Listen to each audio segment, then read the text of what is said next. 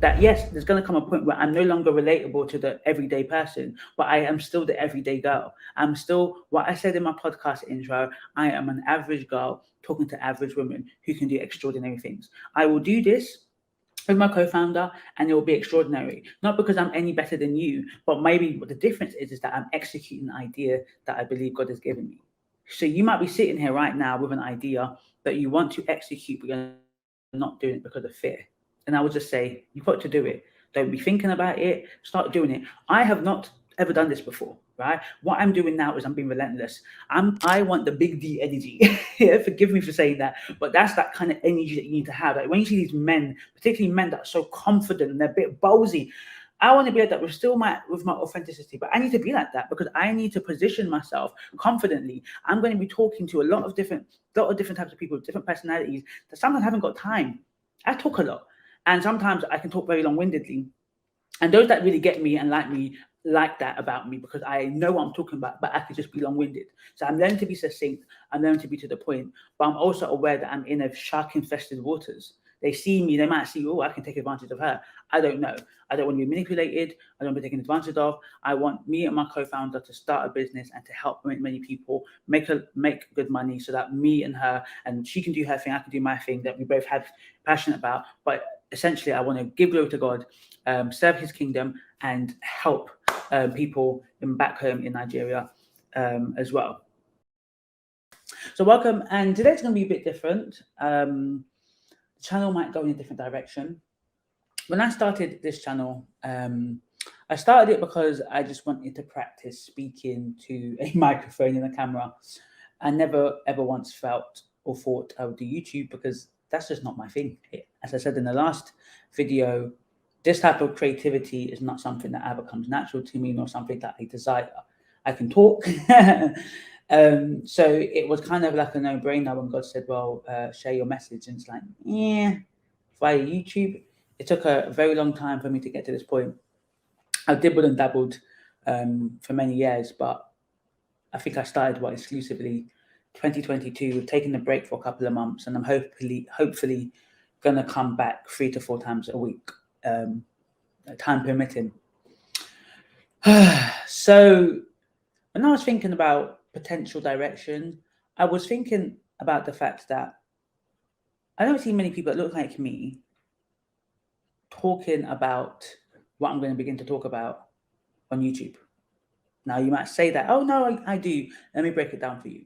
So, round of applause. I have just co-founded a digital health tech startup. I ain't going to say too much more about it. It's in the area of mental health, but it's technically a technological company. It's a tech company, and as a lot of tech companies do, they, work with a particular area. So Uber's a tech company, but they work with cars. Do you see what I mean? Delivery's a tech company, but they work with food. I'm creating a tech company, but it works with mental health. And I've got an amazing co-founder who is technical. So she is the CTO and essentially is managing and creating and developing the technology. So we will be the IP holders of it. So essentially we'll own the technology. We're not hiring contractors, it's all in-house. And it makes sense to some people because it's a natural evolvement from running a mental health service, which I do. I've been doing that for many years and it's been doing really well. It makes sense that I would want to scale it because the model that I have is not scalable in the fashion that I want to scale. And there's a limitation in how much people I can impact. So it makes sense that I use tech, tech is the thing right now, to create support for people. And one of the things that I've noticed in the industry that I'm in, particularly mental health, not necessarily not necessarily health. Health tech is a very big, that's physical health, that's biomedical. There's so many things in health tech, even med tech is an offshoot, but it's med tech. So health tech is very big. It's very, very, very, very big. But within mental health, a lot of the big companies, smaller companies, just a lot of my competitors, both here, Asia, America, a lot of the founders are not therapists or clinicians. They might be surrounded by them, so it could be their partner is a clinician, it could be their parents are clinician, or just deeply connected to a clinician, But they themselves are not a clinician. They are either business people or people that worked in an industry similar or worked in a company similar and felt that actually they can do it better, or they've gone through their own mental health journey. A lot of them have gone through their own mental health journey and they looked around and could not identify the solution, and they decided to be the solution. So, which is nothing wrong with that. That's how a lot of businesses are started. You see a need, you fill a need. But I do think the industry needs someone like me who actually is a clinician, who actually is running a service-based business, but now is going to create a tech-based business with not a similar model, but with the understanding and experience that I've gotten running my own business in mental health, and also still working in that. I think it's really important to say it makes sense that someone like myself, right, who is a clinician who is knee deep in this. So for some of you that don't know, I'm a mental health social worker. Now, slightly different in America. Mental health social workers in America can be clinically trained as therapists. That's not how it is in the UK. You are a social worker, a registered social worker, whether it's in children and families across 0 to 25, or working in adults from 18 to plus in different variation forms, from learning disabilities to physical health to mental health to older adults to children and young people to child protection, children in need, referral and assessment. There's so many different teams, to the homeless team, to teams that work in the police station, teams that hospital discharge teams, and teams that even those exclusive social workers that work in maybe airports and random places that you might meet in social work. Oh, how did you get a job like this? So you're social worker, right? Then I picked up another skill, which is psychotherapy. I trained as a psychotherapist for 5 years, and then been a psychotherapist I've been a counsellor for a while, been a therapist for a while. It gets very confusing to know when, because I'm trying to remember when I passed my psychotherapy exam. So I've been a psychotherapist for 5 years. This is qualified. Been a psychotherapist for 5 years, a counsellor for 6 years, but I've been training in psychotherapy 8 years, and then been social worker for 9 years. So I've got extensive experience, and I've been working in health and social care for over 16 years. I'm not good at maths, but I think that's right. So with that being said, I've been in an industry of helping people, from young people to children with disabilities, to older adults, to working age adults, to young people with mental health issues. I've worked across the board. I'm also an approved mental health professional. So in America, you might call it committed. In other countries, you have used different terms. In the UK, for short, we say section. So when somebody is sectioned, it means that they're detained under the Mental Health Act. Can be against their will, so they may not be wanting to be in hospital, but we are depriving them of their liberty because we feel like they meet the mental health criteria to do so, for Section 2 or for Section 3 and other forensic sections. So that's a job that I take very seriously, because I am the jury, executioner, and judge, or however you call it, judge, jury, and executioner. And or essentially I take 2 medical recommendations from 2 medical professionals. One's usually a psychiatrist, one can be a GP, but normally they're both psychiatrists. And I can detain somebody for up to 28 days. That's power. So the reason I say all of this is because I live and breathe this thing. I live and breathe this, right?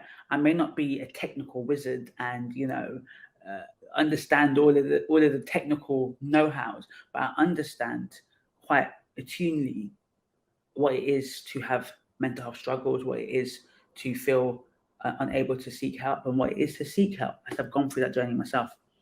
So I think it makes sense that I've started this. It's exciting, scary, but very sobering, and I'm very thankful to God.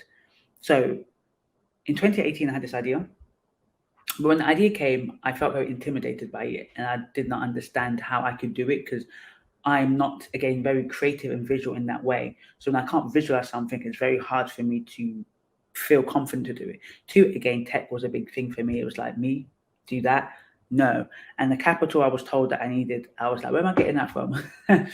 So it was a bit of a, that ain't happening. Then it came back to me in 2021. And again, at the time, I just struggled. I just didn't know how to go about doing it.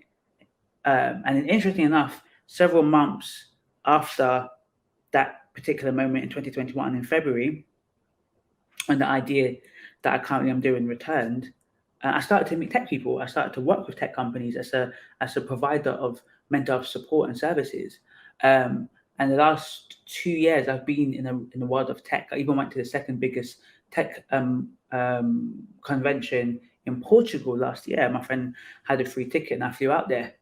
And I was there, and it was amazing. But I was a bit like, why am I here? No, seriously, why am I here? Like, you know what I mean? I'm just a therapist. I'm just a social worker.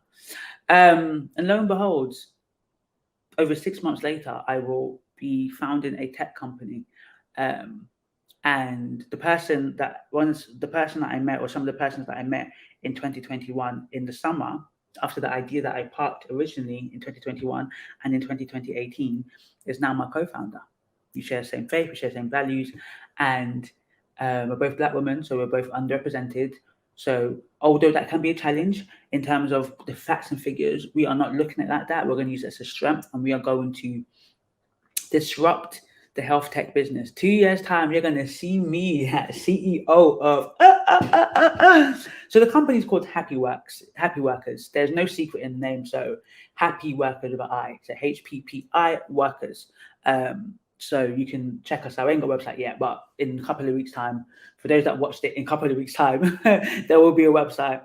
I'm going to talk about a journey. So I might still do other things if I see interesting viral topic. I'll talk about it until I begin to really share. But one of the reasons why I thought, let me share my journey, is because all of the business stuff that is out there, let's just talk about for black people, from a Black woman, because I don't want to say there isn't that. There could be a white woman or white man or another race and gender talking about this. I think it's like, but probably talking about their startup journey, right? The startups are different to just a business. My frontline therapist is a business.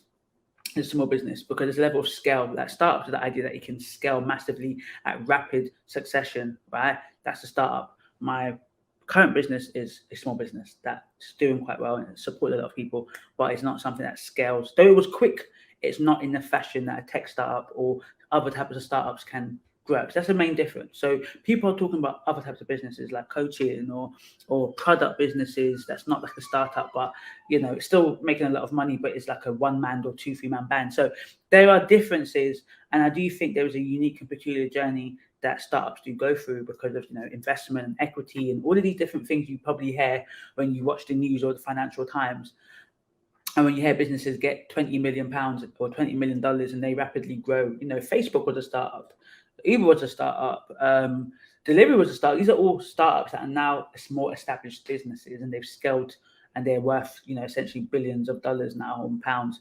So I haven't seen anybody. I put that on Google, YouTube, and maybe I put the wrong thing, so I will still search. I'm not going to say I'm the first to do it, but because I couldn't see it, I thought, why not share my journey as a Black female co-founder of a health tech business? Because I want to inspire other people. It's also a talking journal, and it's just an opportunity to kind of just share the highs and the lows. Because one of the things that is significant for me and very important for me is that when I get to the position I know I'm going to get to in that 2 years' time, one thing I'm aware of is that the audience, you guys will look at me and go, oh my God, there will be a disconnect, because there is going to be a disconnect. When I get to certain millions and certain point, people seem very far away, because there'll come a point right now, I'm like an everyday girl. I go to McD's, I go down there and I come back. There's going to come a point where I'm talking to billionaire investors on a regular basis. They're on my phone list. I'm going to be a point where I'm talking. I don't mean it in that way. I'm saying that's what happens when your net worth changes, your network changes. And there is a disconnect sometimes, not necessarily purposely, but you just find yourself, you're not going to just go down the road to the McDonald's. I probably will still do that because I'm not that way inclined. But when I'm talking on the camera, I'm talking about, I don't know, flying first class. For some people, it'll be like, wow, that just can never be me, or you just feel like I'm so unrelatable and distant. And it's very easy to disconnect and then feel like, well, you did it, I don't know if I can do it, or like, that's good for you. But if I show you my journey, and if you can go back and actually track my steps, you can see I was just like you. that yes, there's going to come a point where I'm no longer relatable to the everyday person, but I am still the everyday girl. I'm still what I said in my podcast intro. I am an average girl talking to average women who can do extraordinary things. I will do this with my co-founder and it will be extraordinary. Not because I'm any better than you, but maybe what the difference is that I'm executing an idea that I believe God has given me. So you might be sitting here right now with an idea that you want to execute, but you're not doing it because of fear. And I would just say, you've got to do it.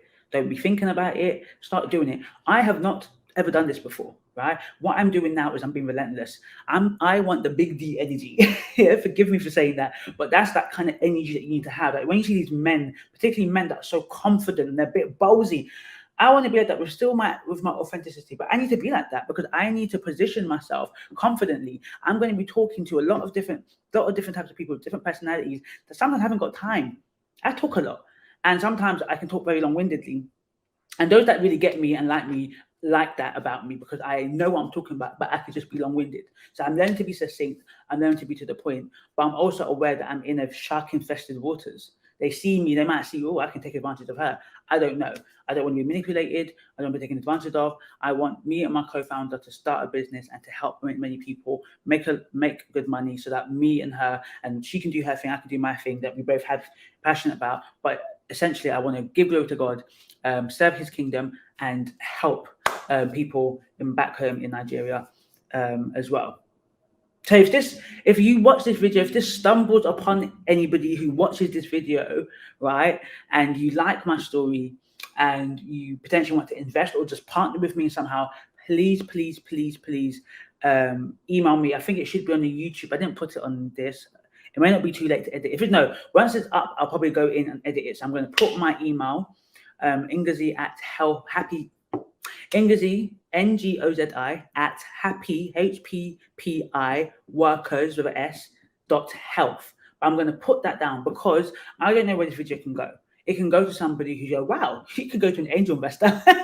Hey, invest. But essentially, I want this to really help you. So if you are a young black girl, a young Asian girl, a young whoever, and you don't have to be young, you can be old, but if you are a person who has an idea but is scared, please, as long as you are doing it and you believe that God has given you this idea, take the first step, which is to get on your computer and to research. That's it.